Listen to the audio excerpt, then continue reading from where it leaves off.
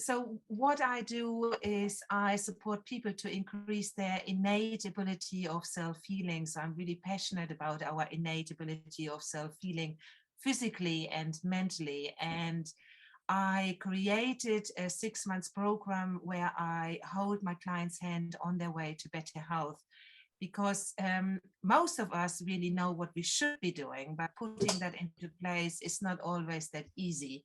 And that's where I come along, because I'm not only educating my clients, really educating my clients about the effect nutrition has on our innate ability of self-healing and supporting that, but also looking at your underlying innocently created limiting beliefs around food and eating and yourself. And that for me is the most important part, really, because when we start to understand why is it, when we have a better understanding about ourselves, and why is it that we're not getting it into motion what we want to do, then actually the switch changes and we're able to lead a healthier life, and not only for January, but for the rest of your life. Brilliant. Excellent. Thanks, Paola. That's super. I'm going to mention Paola a couple of times in the presentation. Sarah, welcome. Lovely to see you. Would you like to tell us a little bit about you in about a minute, if you could? Yes, lovely to see you all. It's great to be here. My name is Sarah Mills. I run an online vegan health and wellness business with an amazing B Corporation, which is a company that really believes in the good of people, planet, and balancing all that with profit as well. So I work with Arbonne International. I've been a brand ambassador with them for about the last 12 years. And I'm really all about helping everybody flourish in what I like to say is a sexy, sustainable way. So whether you're looking for something to change about your skin, your health, I run amazing healthy living programs just to help you flourish inside and out. So I'm just really passionate about everybody living their best lives and doing it in a really helpful, sustainable way. So come and have a chat with me and we can talk more about how you can thrive too. Brilliant. Thank you, Sarah. Michelle and Carol, do you want to do a double act? Carol, do you want to start and explain? Yeah, I'll start it off and then I'll hand it over to Michelle. And I work together. Michelle is my business development manager. I started a sewing company. Should I say I bought a small sewing company about 3-4 years ago. And we mainly dealt in aerospace, which is quite a closed market on itself, per se. We do a lot of covers for the big helicopters up in the sky, the big Chinooks and Apaches, etc., etc. But oh dear, it's all frozen and gone quiet. Frozen. Give it a couple of seconds.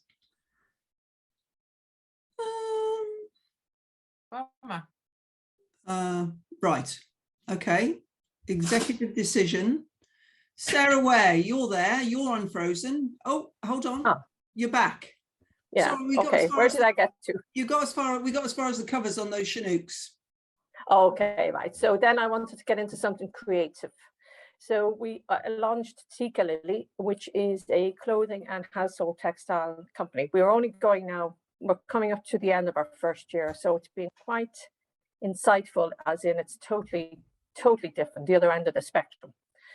The other company we have is Carton, which we're launching as well. Probably shouldn't have done two of them at the one time, but hey ho, I've learned. It makes aprons and gowns for the beauty and health industry, but they're made from sugarcane. But they look like plastic; they're clear, but they're made from the waste product from sugarcane. Oh, how amazing! So they're totally recyclable, etc., etc. Very beautiful, very soft. But anyway, that's another company in itself. But going back to Tika Lily, yes. So Michelle comes in as my business development manager. She has worked in London and has an array of experience behind it, which I don't have. So I will pop it over to Michelle. She will continue with the Tika story. Super, brilliant. Michelle, with the gorgeous hair, tell us about you. Oh yeah, thank you. Yeah, so Tika Lily, we've launched. We're also kind of offering manufacturing services for other people that want to make textile products. But alongside that, we are launching our own branded goods. That includes a range of linen tableware, kind of full sets of tablecloths, napkins, cutlery holders, a range of aprons. It's all made from a sustainable 100% natural linen material. And we partnered with a lovely mill in Europe to make sure we know where all our materials come from, because sustainability and kind of ethical production is really the core of what we're about, and really kind of championing British manufacturing, which is really coming back at the moment, especially after Brexit and all this pandemic stuff that's been hitting us, and problems with supply chains, etc. So we're kind of bringing it home. So as well as the homeware, we're branching out into clothing. We've just brought out some really lovely luxury kimonos that we're launching for Valentine's Day. Oh yes, and the Zafu cushions, which is another big one for us. So we've made some really beautiful luxury Zafu cushions for yoga and meditation practices, and they're all filled with sustainable buckwheat husks, again all sourced from the UK. Brilliant. What a fabulous story. Thank you both. That's lovely. So Sarah Ware, welcome. Lovely to see you. Would you like to tell us about you? Yeah, okay. So I'm a chief exec of a company called Jensen R Plus. It's not exciting as all the things that you sort of do. We're a bit more. Sure, it is really. So we're consultancy to pharmaceutical industry. So we work with all different pharmaceutical companies and help them get their products on the market and maintain them on the market. So this year, actually, I've been working on the Pfizer vaccine. So that's been one thing that has been kind of in the news or people that know about. So that's been interesting. We're a company that's grown quite a lot. I took on the CEO role nearly 6 years ago, and there was about 12 people in the company, and now we've got 45, I think there are now. So it's grown a lot. So yeah, we work with people all over the world. And yeah, we're based in Barnstaple in North Devon. Brilliant. Well done, Sarah. Congratulations. Excellent. Thank you. Annette. There you go. Hello, everyone. Sorry, I was muted. I was busy listening to all these exciting stories. I've forgotten I got to tell I was going to be telling my own. So my name's Annette Williams. My passion is helping people with skincare from the inside and outside, and that's what I love to do. I had a long corporate career, and then I wanted something to do once I left that, and started using some amazing products from a company called New Skin. So I partnered with them, and I just absolutely love it. I love talking to people about skincare, helping with their problems, and so much, as Sarah says, you know, it's all about the whole body really, whether you're internal and external. Our USP are devices like the one you can see up here, but I do masses, a really big range of products, so I absolutely love it. Yes, so I'd love to chat to anybody about skincare, and I'm looking forward to hearing about all these new businesses today. Thank you very much. Brilliant. Thanks, Annette. Laura, welcome. Good morning, everybody. Yeah, good morning. Nice to meet you all. Nice to hear some of the stories behind the businesses that you're all part of. And yeah, so thank you for allowing me to come in. My name's Laura Bay from the Partnership. I'm the owner and founder of the company. We've been running probably about 10 years now, providing sort of consultancy services with HR and employment law for business owners, primarily in the private sector. Oh, and you've lost me. I can still hear you. You've gone yellow. Like a shade of yellow. Yeah, I don't know how that has happened. The beauty of technology. That certainly wouldn't happen in person, that's for sure. That's true. We'll get to that one day. Yeah, so we primarily work, private sector, B2B, 15 to 50 staff, primarily working with business owners as their right arm, really. I used to work in corporate in a law firm. I'm a lawyer by trade, but had decided that wasn't for me, and here I am now with my amazing service, and looking forward to learning more about all of you. Brilliant. That's great. Lovely to have you here, Laura. Thank you. Dawn. Hello. Share with everybody. Morning. Hi, everybody. Hope you have a nice morning. So I'm watching the sheep in the field. I'm just wondering if they're going to get in the garden. Somewhat distracted. No, yeah, there's a lot of them. There's a lot of them. So I run Red Hot Media and Marketing as one of my companies. We produce in-house publications, and we also oversee clients' requests in dealing with their marketing strategy, putting plans together, and also overseeing their media profiles and ensuring that they're quoted correctly and that they actually have a positive relation with the public.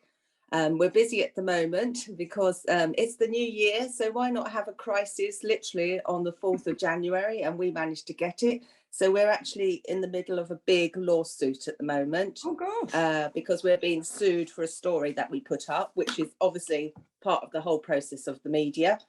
So it's a bit stressful at the moment, but hopefully I'm having a crash course because obviously we're dealing with a law company in Austria who have decided to sue us. That's all fun for us in 2022. That's me. Thanks, Dawn. That's a good way to start. That's what we like, a bit of crisis. So Shanta, welcome. Nice to see you again. Just share with people what you are up to. Thank you very much. Morning, everyone. Dawn, at least Megan is not suing you. Anyway, I work alongside Forever Living Products. If you don't know about them, all the products are based, well, majority of the products are based on aloe vera. It's all hand harvested and hand filleted. Only the inner part of the gel is used in the products. The top and the bottom hard part of the leaf go back into the fields. I'm in the process of trying to get people to swap their brands at the moment. That's my New Year thing. So to gel, various drinks we do. That's one of the ones that we do. I've got a small one here. The yellow drink actually cleanses your gut out, and as a result, you get a really good immune system built in. And I have been quite lucky. I don't have a piece of wood here. I have been negative in all the tests that I had to do, when you go for face-to-face things and things like that. Our newest product is the Forever Marine Collagen. It's selling. 3 times they brought out and 3 times it sold out, actually.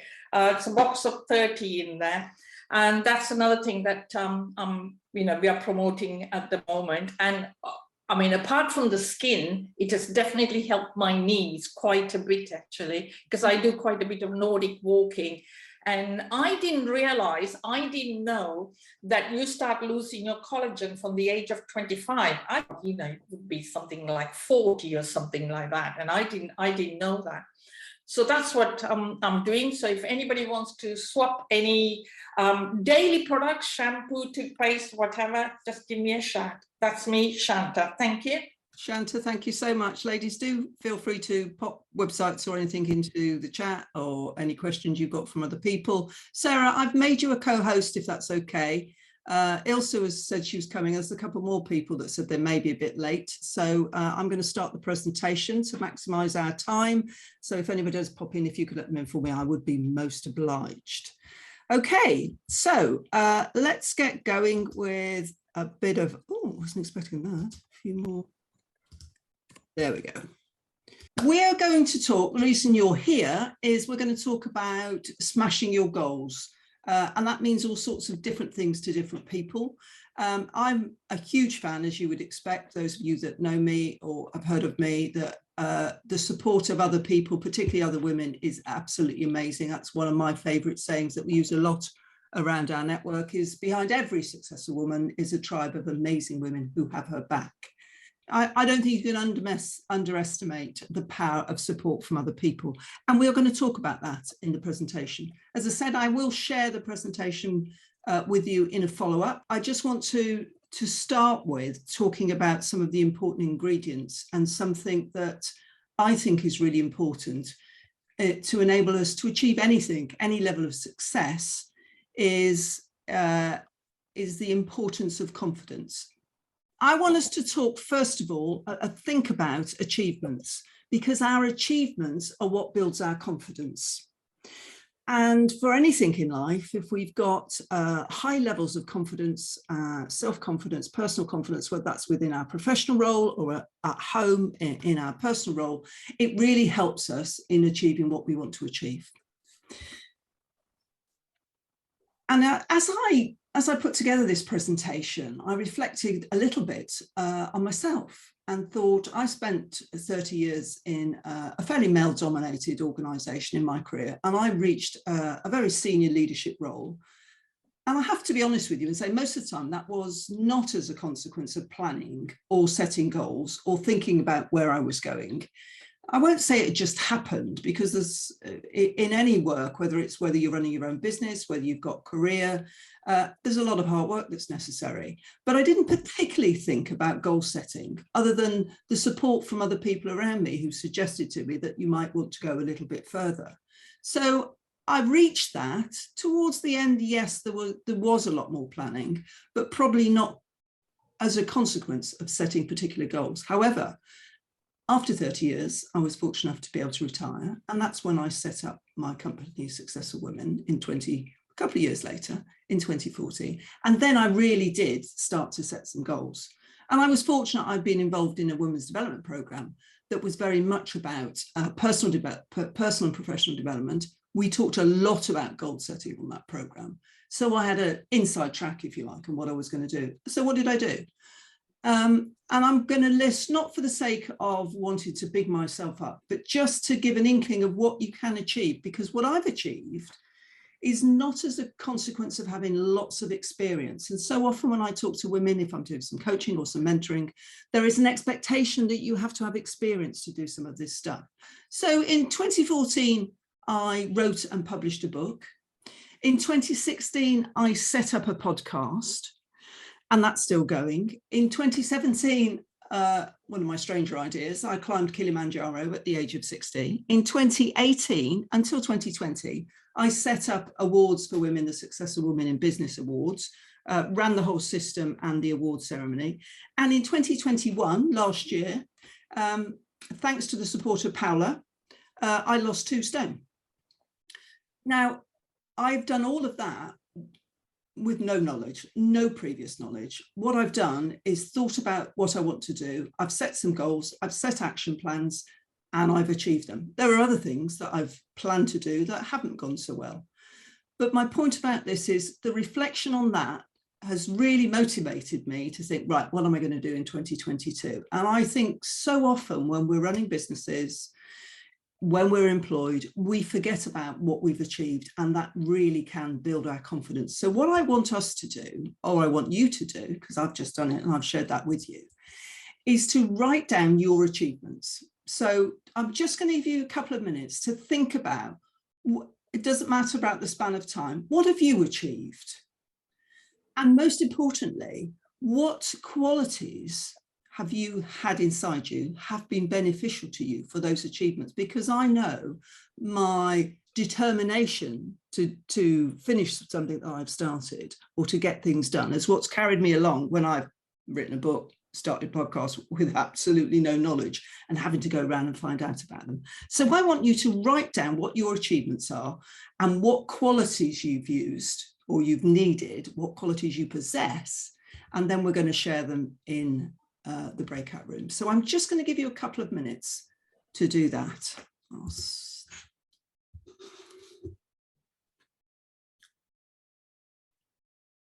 Okay, I'm going to stop us there because we're going to chat to each other and that may give you an opportunity to say some more if you want to. But I am conscious of the time and I want to get through and give you as much time as possible. So I'm going to pop you into breakout rooms. Just say hi to Ilse. Nice to see you, Ilse. Happy New Year. And in those breakout rooms, just share those achievements and particularly those qualities that were necessary for you. As I say, often we're not always terribly good about recognizing how far we've come. We're not always terribly good at owning achievements. and talking to other people about them, particularly people you don't know, is actually really good to help you build up those confidence levels, which is what we need when we're pushing ourselves out of our comfort zone somewhat. So ladies, I'm going to give you 5 minutes each. If you find yourself in a room of 3, just break that down to about 3 minutes. Share your achievements and particularly talk about the qualities. It's just about past. I'll give you a halfway marker and then we'll come back and carry on with the presentation. Everybody okay with that? Ilse, I'm sure you'll pick it up as you go along where we are. And just a reminder that I'm going to share the presentation and the recording and everything afterwards. So don't worry too much about taking too many notes. So please accept the invitation to the breakout rooms and I will see you in 10 minutes. Excellent. So I hope that was useful. Any feedback? Anybody want to share anything? Let me know. Time was too short. I know. I know. Well, that's the challenge in trying to cram all this in. It's okay. The next one's 10 minutes each, so we're fine. Okay, I am going to plow us on through. If you could mute yourselves just in case doorbell rings and all that sort of stuff. Let's go back to my presentation. Starting to play. It has to go back to this. There we go. So we've done that a little bit. So I asked you in my email at the start to think about last year. And I think whenever you're planning goals, and your goals might not be connected at all to what went on last year, but it's always good to reflect on where we've come from. It's a bit like achievements.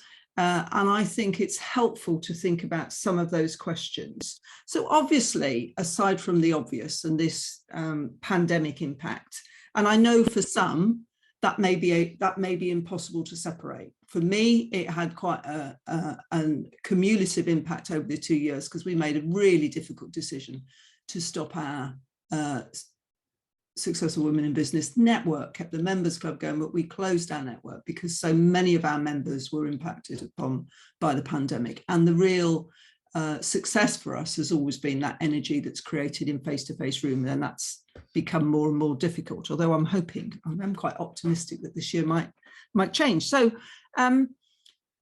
I think the one word for the description, how would you sum up last year? I think it's important. You may have found that easy. For some people, that might be a challenge. I think it's important because that can sometimes tap into what's going on in our subconscious. If you just come up with that one word, something, that gut instinct that comes out first time round. And it can give us really more of an insight because, you know, those of us that are really positive about things, or however it's impacting us, it's good to be honest and when we're reflecting on things like this. And obviously, you know, what worked really well, but that means there will be some things perhaps that you haven't enjoyed, and this sort of information you can take into what you're planning for the coming year. And it might be that your goals are not at all related to this. It might be that you have made a decision to do some health and well-being goals, or you want to do something like climbing a mountain. But I think it's really helpful to think about these. So I'm hoping that you've all had the opportunity to already give some thought to these and have some notes with you. I am going to recreate those breakout rooms. I hope you'll be with somebody different. I'm not going to pop in this time. I've got to move about a bit because I've got a bit of a stiff hip. I did tell members that I would share something very silly. So I had a hip replacement at the end of November, and you have to be quite careful, as you can imagine. So what did I do? I had a nice new electric bike for Christmas, and I got on it and I rode very well up and down. I live on the side of a hill, up the hill, down the hill, coming back. I blame Mr. Smith for this. He said, don't forget to change down. So I'm trying to change my gears and brake, and not something you do. And I find myself off my bike. You can't see the bruises, but they're still there. Anyway, I didn't do anything to my hip, but I got really, really, really told off by the physio.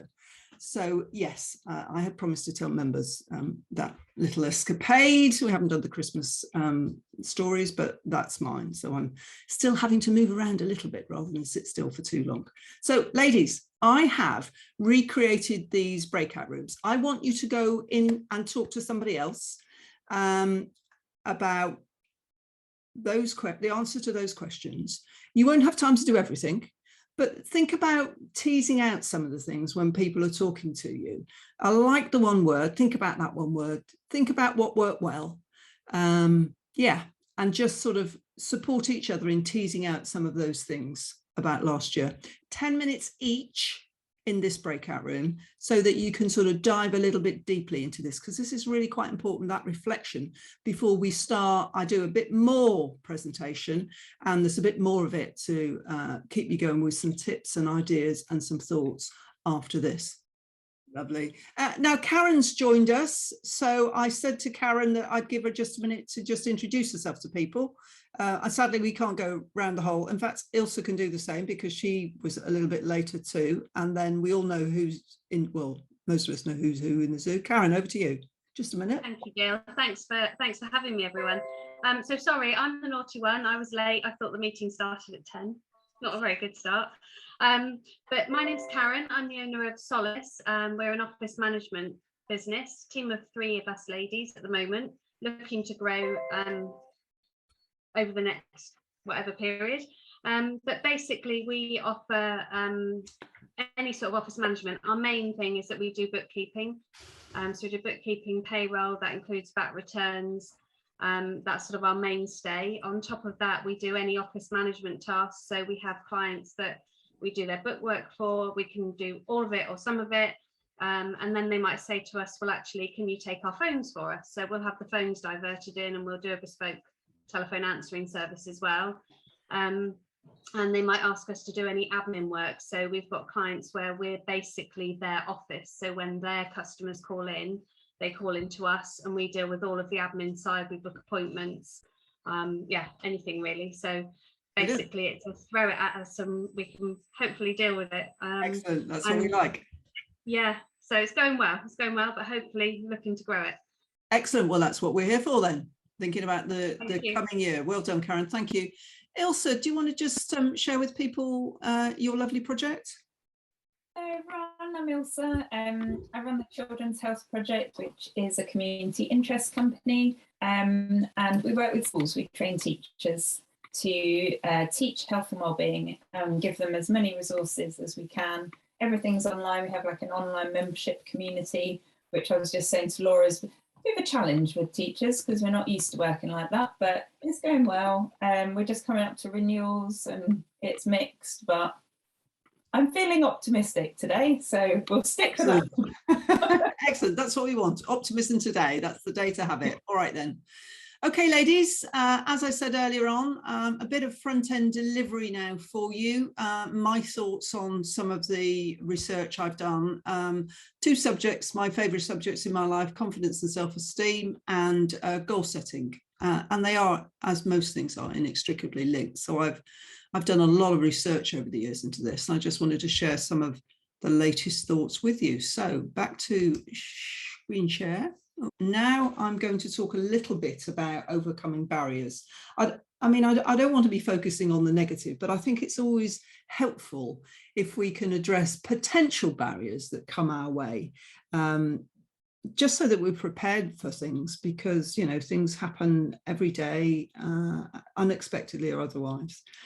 So the very first one is something I think is quite interesting, and that's the thoughts that are around focusing on the process, not the outcome. So that research I've talked about, some recent research has shown that often willpower and a great plan, which we all often always talk about, I've got the willpower, I've got the determination, I've got the plan all set out.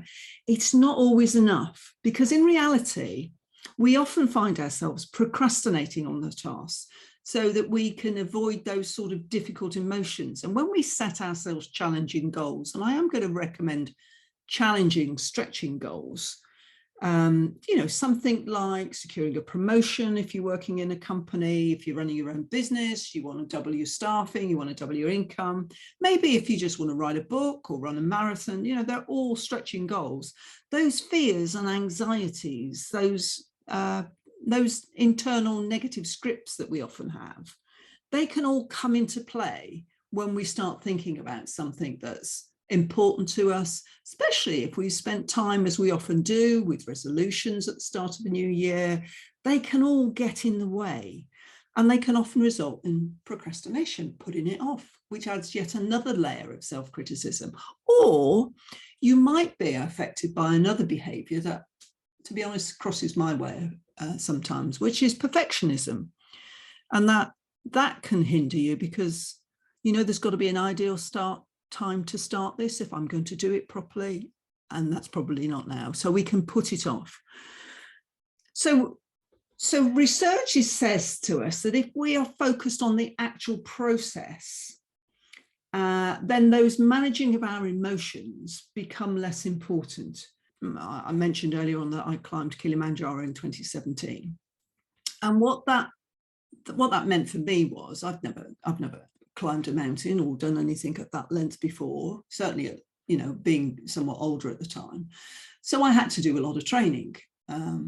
A bit like writing the book, I had to do lots of research. And to be honest with you, that was the best bit for me. Yeah, I did climb the mountain. It was really hard. It was probably, in hindsight, a bit stupid. But the process of the training and becoming more fit was most enjoyable. On the sunny days, going out for a walk, I started to really get in, and I was really enjoying that process. Writing the book was challenging. I'm talking to Paola earlier on about the actual process of self-publishing through Amazon, which is what I did to start my book. That was really complex and it took hours. It was achievable and I did it, and without you know, much support really, but the research was the bit that I really loved, and that's what kept me going. So when I start talking about focusing on the process, then that's what I mean, is actually think about the experiences as you go along the journey, and I suppose concentrating a little bit more and not always completely focused on what that big goal is, what that outcome is, because you can miss the stuff along the way. Forgive me, I'm just going to have to let my very annoying little dog in quickly. Okay. This is quite a short one. But if you're looking for motivation, and if it is difficult and you find yourself procrastinating, this is making an assumption that we've got our plan, you can always think about paying your way there. So if you want to train more regularly, then every time you go off on a training day, then you put £1 in a jar. If you're wanting to write a book, every time you write a chapter, you put £1, £5, whatever it is, in your jar. If you're wanting to get more clients, every time you succeed in that, you can put whatever it is, £1 in your jar. It might be more, depending on how challenging these stages are as part of your goal. And then when you succeed in some of either your stages or the final thing, then you really can celebrate. And I am going to talk about celebrating success because I think that's really, really important. There's another way though, not just the carrot like that, but the old stick. So you could find yourself a buddy. It will work for business, particularly if you've got a buddy that's got similar goals and aims as you. And you could tell them that this is your plan, and every time you don't do that, you have to pay them and they hold you to account. So it's very clear what your training regime is, and if you don't go, you've got to pay them. That's the one that would probably work better for me. That's the one that would probably get me putting my shoes on in the day. So it's just a thought. But if anybody does want some accountability and decides they want somebody to charge them, then I'm very happy to be here and be your accountability, and you could pay me every time that you fail to go off on your training or whatever it might be. Now, visualization, that's something that over the years in workshops and in mentoring that I've done with people, I've used very successfully, and it works really well for somebody. And I guess, I'm talking about visualizing that end game, visualizing what it's going to feel like when you do double the number of clients that you've got, or when you do reach the top of that mountain or the end of that marathon and you've got your personal best. That visualization really, really does work for lots of people. But some psychologists are now saying that actually this could be counterproductive. And one of the pieces of research I looked at, the author there found a correlation between positive thinking and poor performance, which seemed really counterintuitive to me. But apparently, the more positive a daydream we can have about the future, sometimes for some people, the less effort that we put in. So we spend a lot of time thinking about what that's all going to look like and doing that visualization, but actually we're so happy with that. That's giving us a really boost of the old endorphins. We're not really committed to putting much in. And that, you know, if you found visualization difficult, or if you think that's something for me, actually, I think that could be me, then the recommendation is something called mental contrasting. So this isn't just fantasizing about success, but this is more about comparing your dreams, your daydream, your visualization with reality. And in that way, you can discover exactly what's holding you back from achieving it. So basically, once you clearly understand the obstacles that are in your way, you can plan to overcome them so that if this happens, then I can do that. So that's that sort of mental preparation for those obstacles. So what's an example? If you want to prioritize writing that book over your work, then you could commit to, you know, that the first thing you do in the morning is open your emails. And then once you've opened those emails for work, you're gone and you've lost that opportunity. So you could decide and resolve to write so many words first thing in the morning. That's your plan, because we've already thought about the fact that if I start doing that, then I'm going to be lost. So this is my plan. However many mornings it is, I'm going to write so many words, and that becomes something that you're concentrating on and you're doing. You're not visualizing. I hope that makes sense to you. So I've called this avoiding the big goal or nothing, because again, psychologically, one of the biggest problems, psychologists, people generally that research these things, there's a phenomenal amount of research out there about goal setting and goal achievement, is that that huge goal. So if I just thought I'm going to climb Kilimanjaro, I'm just going to find out about it, find out how high it is, what happens, all the rest of it, that could be really overwhelming. And to be honest with you, it was quite overwhelming to start with. But if you concentrate more on those smaller goals, then it's much more positive, because the big goal can be really, really de-energizing, I suppose, and people can give up. And I've always talked about breaking that big goal into smaller chunks. But this is something that's slightly different, because this is more about setting the bar a bit lower. So this isn't just about, oh, I'm going to climb Kilimanjaro and I'm going to do this training, that training, the other, and lots of little action steps to get there, because that can take quite a time. And again, if you're a bit like me and you get bored very easily, you get distracted and you've lost the whole thing. This is about thinking, okay, I won't use Kili because perhaps that's a bit more difficult, but I know lots of people want to run a marathon, and that's a major thing. But what about if I ran a couple of 10Ks, because that's good practice and I'll focus on that achievement.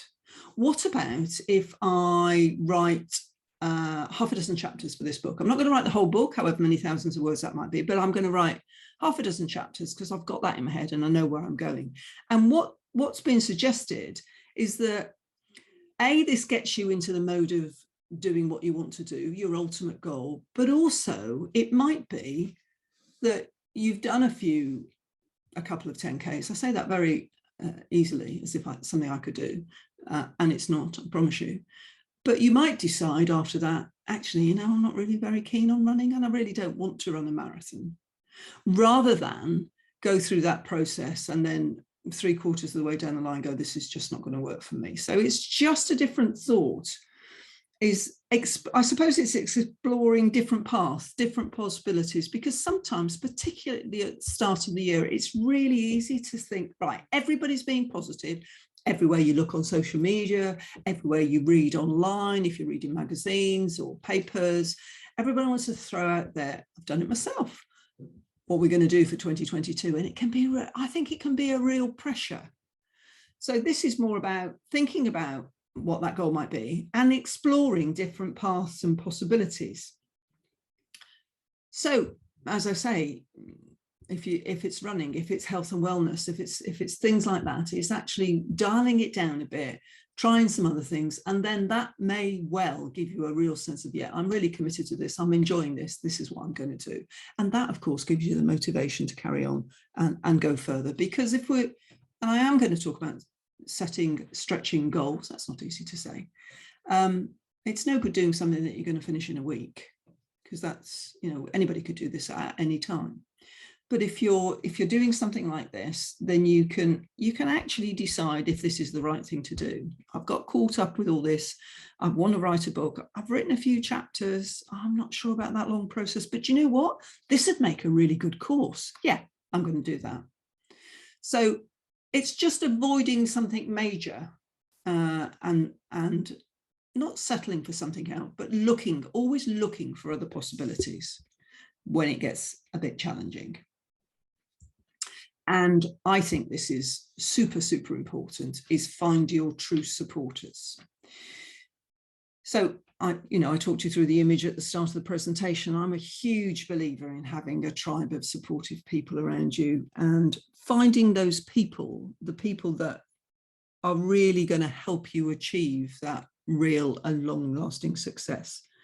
And particularly if they're not naturally in your circle of influence. I mean, I am hugely privileged to have, over the last 5 years, run a network and more recently this club, and so have know so many amazing women who are here and have been there to be supportive and to support others. That's what they want to do. But we're not always like that.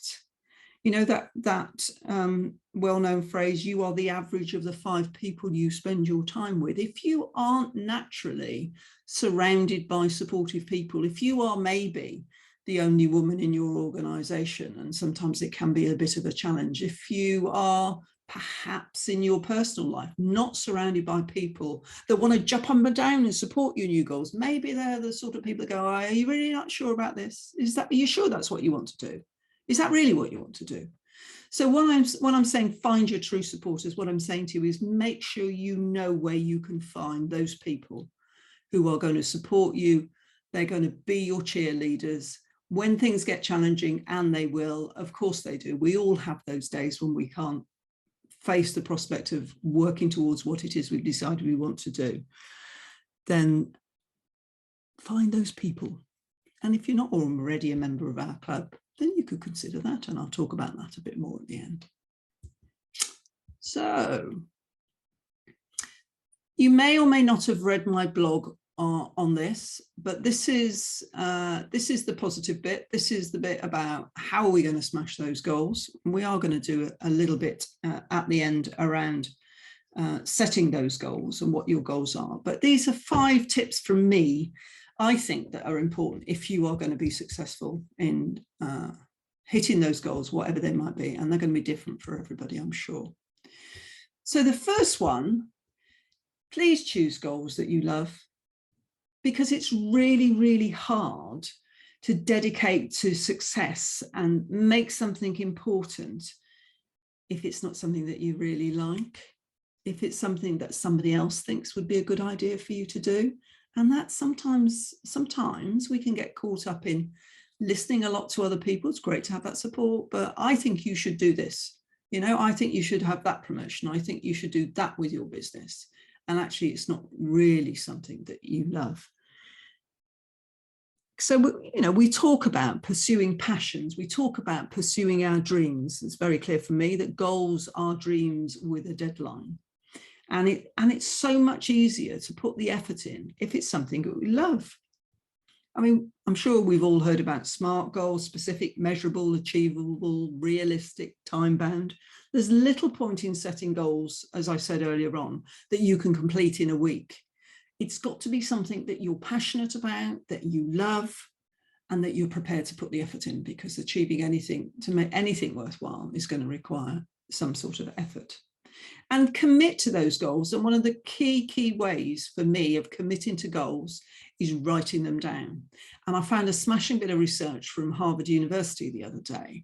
And they did, back in the late 80s, they did a research study over 10 years. And they took a whole set of MBA students at the end of the course. And they did a survey with them. and they asked them, amongst other things, how many had got goals and how many had written them down. And in terms of the percentages, 84% of the students had no goals. All they were interested in, apparently, was getting through school, graduating and finishing, and really hadn't thought about it. 13% of the students had got goals, but they weren't written down.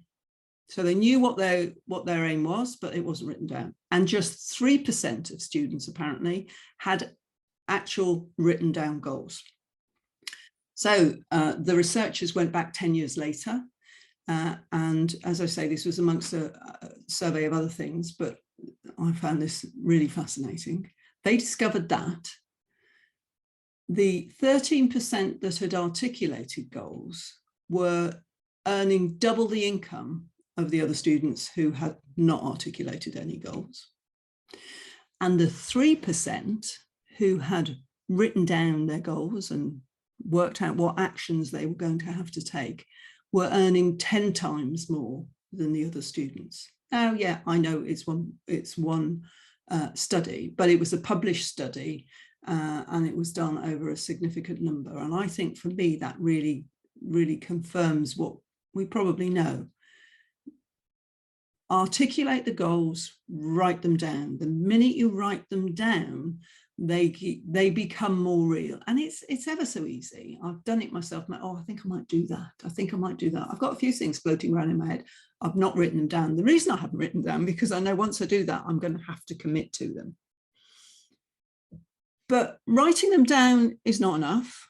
You've then got to have an action plan that detail how you are going to achieve those goals. Those are those steps, how you're going to achieve them. And there's all different ways that you can do that.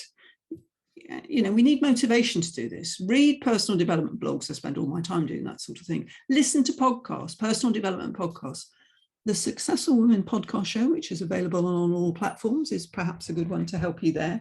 But go for some inspiration.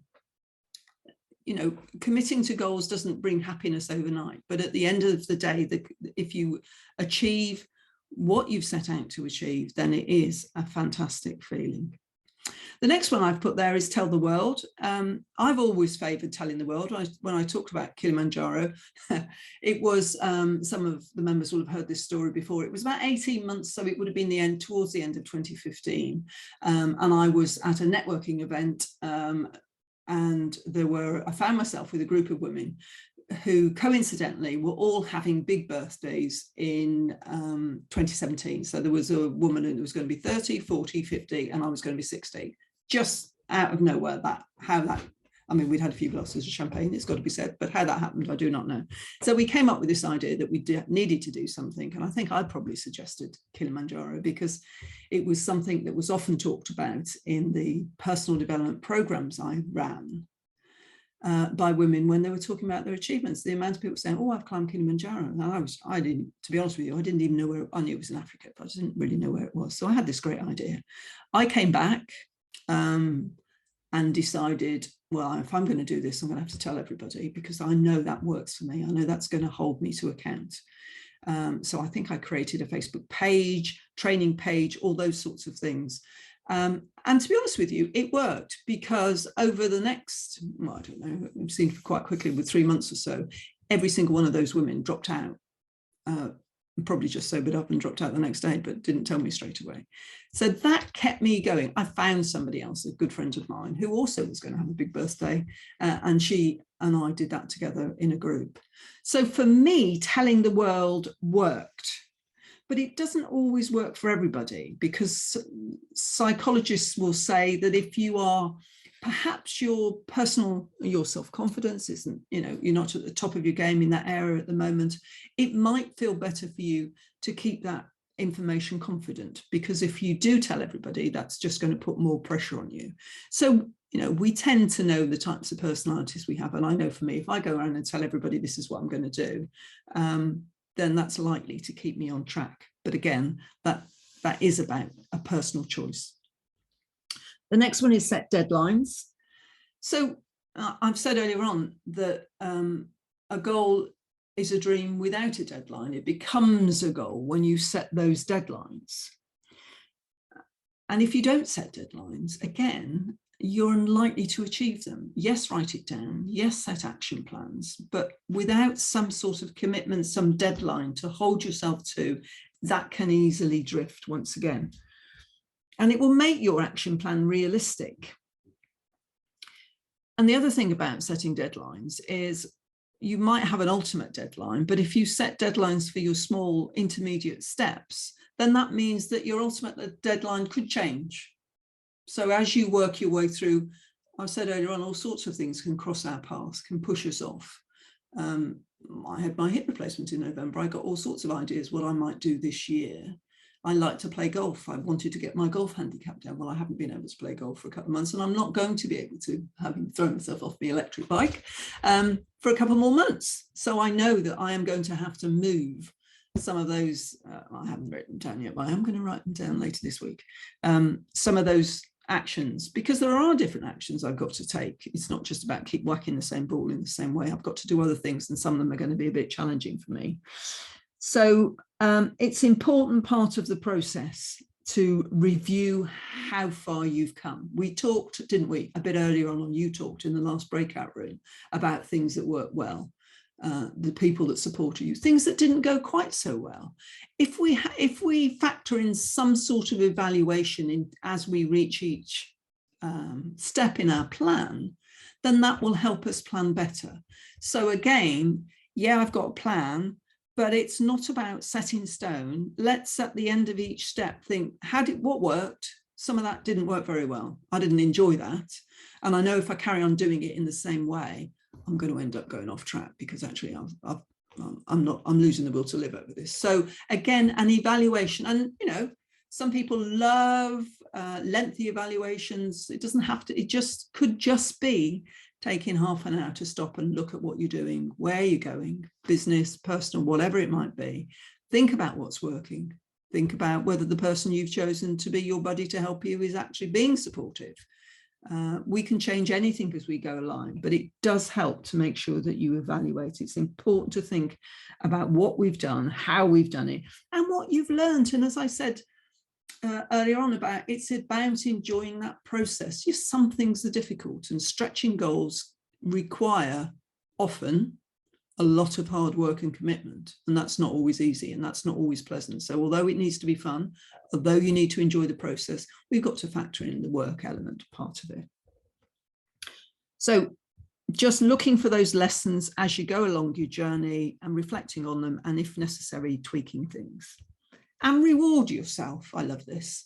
Some of you will have read my book, Celebrate Success, How to Be a Successful Working Mum Without the Guilt. I focus a lot in there about celebration of success, and I always have in everything I've done. When we've done our networking, you know, we like to celebrate things. We used to love to have afternoon teas. I'm going to do that again. It was about rewarding yourself, celebrate your achievements, recognize your success, because the other danger, particularly if you're a very motivated, focused person, is that we get on, we've got our plan, it's got deadlines, we're off there, we're achieving it, we're on a bit like a hamster on a wheel, and then, yep, we've done that, tick, and we're off to the next one. I really do believe it's important to reward yourself along the way, because if it suddenly gets difficult, then that's the sort of thing that can keep you going. And if you've got the system where you're setting yourself a commitment to do certain things, and, you know, put a pound in the jar if you don't do it, or pound in the jar if you do it, then you could be building up a little way to do that rewarding. Obviously, one caveat there is if you're on a health and well-being journey, a commitment to maybe lose some weight, don't reward yourself with a huge slice of cake when you've reached something. I know people that have done that before, come back from Slimming World via the takeaway. Not judging, just suggesting that might not be the best way to reward yourself if those are your goals. So that's my presentation to you so far. There are some other bits and pieces that are part of this that I will share with you, as I say, afterwards. And this comes directly from my book, but I think when you're setting goals, this is just really a snapshot of what I've said to you, is writing them down, breaking them down into achievable steps and writing those down. identifying who you can get help from and who will hold you accountable. And there might be 2 different people, there might be 3 or 4 people. It might be within your business, it might be personally, it could be anywhere really. Set those dates, which is for the steps as well as your ultimate goal. So I wanted to do this climb in 2017, so that was fine, but there were training goals that I'd set along the way. Not enough, it has to be said, but I did. Accept that you're going to have to work hard.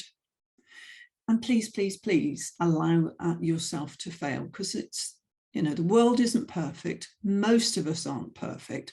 Things come across our way, and if it's business, all sorts of things. And, look at that pandemic and this pandemic, what's going on. So don't beat yourself up if things don't go right 100%. Stay positive. That allows you to pick yourself up. And celebrating those achievements as you go along will allow you to pick yourself up. And the other thing I've got here is a bit of a worksheet, which I will share with you. Members will have seen that before, because usually this time of the year we do a 90-day goal challenge, but I think it's quite helpful. I'll share that in the email afterwards. So bit of an escape, bit of a stop share. Okay, I hope that's been helpful. We're going to go into breakout rooms for the last time now. I've managed, I think, to keep myself almost on time. But I want you to start articulating to each other what some of those goals might be. Now, I'm not going to force you into choosing buddies out of the club. You may or may not choose to come back and join us, but it is helpful to think about who you might want to have as a buddy, or somebody that will hold you accountable. Okay, so this is going to be 10 minutes. It will take us just before 10 to 11. That will give us an opportunity to get a little bit of feedback, me to update you a bit more. And as I say, share what goals you've got, talk about the sorts of things. Maybe you've got a goal and you've got something that you're struggling with, and the advice of somebody else might be helpful, whatever it might be. But let's focus on some of those goals that you've got, because articulating them to other people are almost as good as writing them down. The best thing to do is write them down and then tell other people. But that's what I want you to do. I will give you a halfway message before. I'm just going to move somebody, because otherwise there's too many people down there. Fabulous. Okay. Right. Are we all ready to share our goals with other people? I am going to open the rooms now, halfway in 5 minutes, and allow you to swap over. Here we go. Please join the breakout room that comes up in front of you. Yay. Well, everybody's come back. That's a good start. Excellent. How was that? How are we feeling? Yeah? Yeah. Mm. Good. Anybody want to share any goals? You know that bit I said about telling the world? Anybody feel that they really want to share with others? The next meeting. Next meeting. Give us time to hold them down. There's so many goals. Okay, that's what I love. All right, Carol. Okay. Anybody else? Anybody any thoughts? Yeah, Jill, I've got, my goal is I've got the company I work with, we're very much about celebrating achievements. Yeah. And because it's a network marketing company, and the company I partner with do all sorts of trips, and I'm not normally driven by success trips per se, because I prefer to go on holiday where I want to go on holiday. Yeah. But we have got a trip to go to our headquarters in Provo, Utah. Ooh. And that's what I'm going for. So I've got to hit, so I've got to hit a certain scale in my business by the 30th of June, Ooh. Which I'm going to do, because I'm determined to go to Utah with my running buddies in my company. Oh, that sounds fabulous. That's what I like it. Say it out loud. So that's what I'm going to. So next year, when we're still doing this next year, there'll be a months next year when I won't be able to attend this because I'll be in Utah. Well, we'll miss you. That's all I can say. We'll miss you in that June. So I like some positivity. Excellent. Okay. Well, I'm not going to force anybody, but if anybody else wants to articulate in the basis that it will keep them motivated. No. I can definitely Karen. be an advocate of well, we work on a 90-day plan. So at the beginning, or the end of last year, I put together my 90-day plan, and I have it up on my wall. And I've got 4 what I call pillars that I need to achieve in my 90 days. And my first one is to set up a website, which I was going to outsource to somebody. Yeah. My husband, who I'm very lucky works in IT, and he said, do it yourself. Yes. So last weekend I got onto WordPress and I've self-taught myself, and I'm about 7 weeks ahead of my goal to set up my own website and get it rolled out. So I'm on track. Yeah. Excellent. That's what I like, doing it yourself. These things so often are achievable. It's the time and effort, whether you're watching videos or reading, isn't it, to find out about how to do it. Because so much of this stuff is achievable, and sadly I've talked to lots of women who are spending an absolute fortune for other people to do things when it is something that is when they're within their own gift. So as much as I agree in outsourcing and having time yourself, it's also possible to do some of this stuff. That's great, Karen, well done. Excellent. All right then. Actually, I will jump in there, because just as she mentioned that on the outsourcing, we outsource a huge amount of photography for our website, etc. And we've employed 3 different ones, and they all have different opinions. So we actually just came up with last week, I'm going to do it myself. I'm going to buy a camera. I'm going to do a course. And at least I can only blame myself. They all have opinions on how it should be done. Nobody's happy with each other's. So we're going to do it ourselves. So I've now committed to doing that.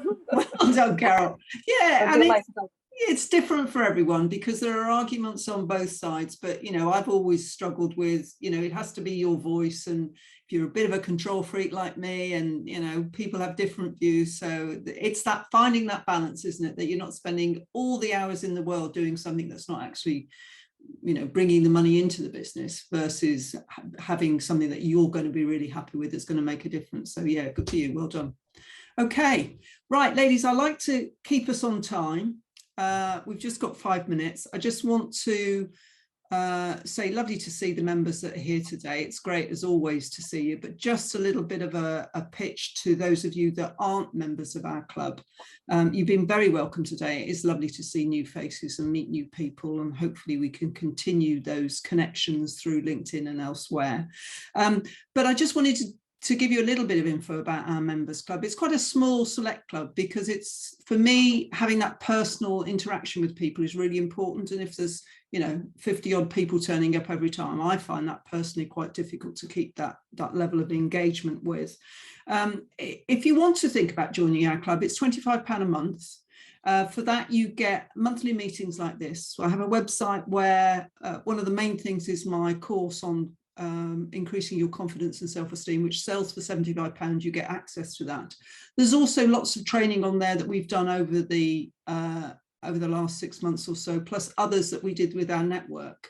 So there's YouTube videos that take you to YouTube, to my YouTube channel, where there are experts in areas like sales and other that could be really helpful to you.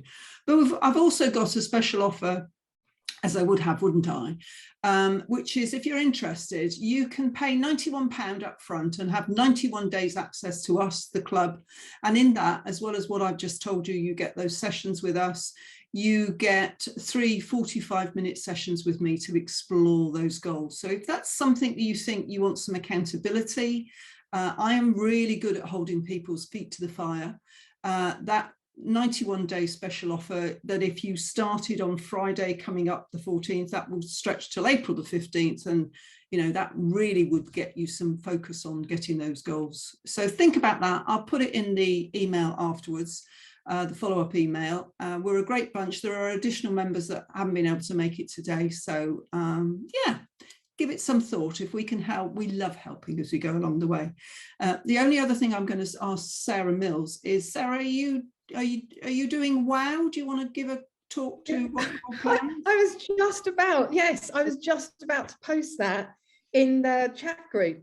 So because obviously we've all loved our SWIB, and I've absolutely loved running the SWIB networking, for a couple of years, thanks to the fabulous Jill.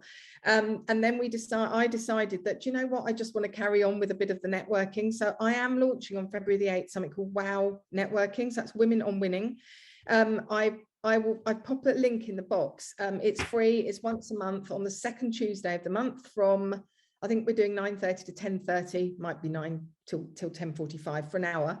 And it will, you know, come and share what you do. It's going to be completely free. So this will be really wonderful if you are then going to join and become a member of Jill's SWID members. You know, you'll get to see same faces, but new people as well. So yeah, if you want to come and join, we would love you to be there. We will also be having 12 winning sessions. So every month we'll have somebody that's going to share, you know, a bit about their expertise, something that's motivational, something that's inspirational, something about what you do and what you're an expert in. So you can come and be part of that. I've got a couple of sessions already booked up, but we would love you to be part of it. So I'm going to just pop that in the group now. And then what I'll do is I'll send it out to you, Jill, and maybe you can add it into the your email or whatever. You can just book on there via Eventbrite. Super. Sarah, thank you for that. Ladies, it's been lovely this morning. I hope that's been of benefit to you. We just want you to be really focused on what you're going to do for 2022.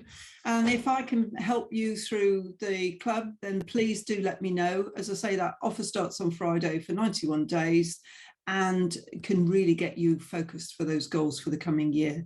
So I'm going to send round a follow-up email. I'm off out for lunch in a moment, but after that I shall be back and send that out to you, which will have a copy of the recording, which will open up in YouTube, all being well, the handout that I showed you at the end, and the details of Sarah's networking. So I hope that's of good value to you.